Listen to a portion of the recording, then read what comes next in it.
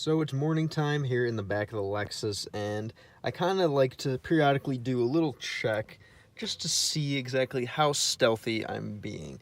As you can see, there are a few little holes and places where light gets in.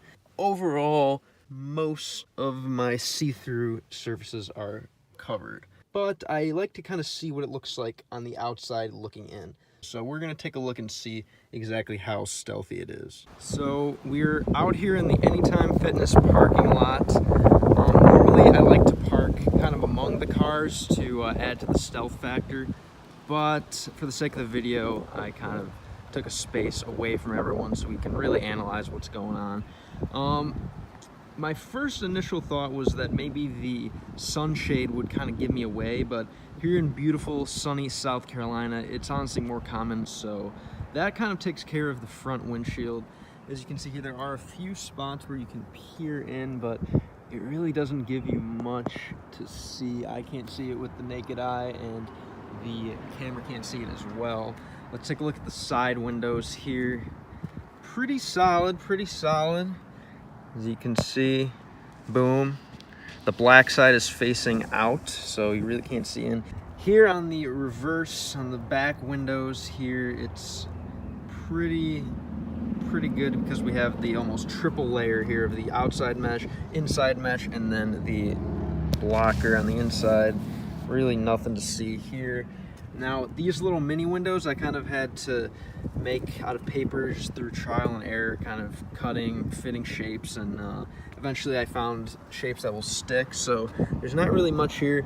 Now, there was a little bit where the light was getting in the video on the inside, but doesn't really look like you can see in, and you can't see in with the naked eye as well. Now, the rear windshield I was a little nervous about. It kind of slips sometimes, but let's take a look. Doesn't look like you can really see much besides the black duct tape that I put on the outside layer. I have like a guitar and a violin kind of pushed up against it, as well as a few other objects sometimes when it does start to slip, but other than that, it doesn't give me trouble. Again, we have another mini window, which is outfitted with the paper technology. Nothing here. Luckily, there's this little 100% tint that kind of circles around that helps. And again, we have, this is probably the best layer. Sometimes I don't even put the inside sun blocker on because the mesh kind of tints it enough.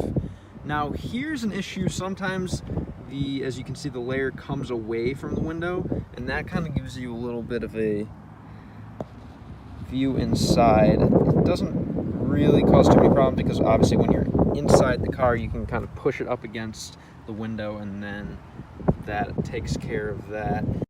And as I'm sleeping back here, you know, if anyone was to put a little microscope or an eye up to here, they would not see much.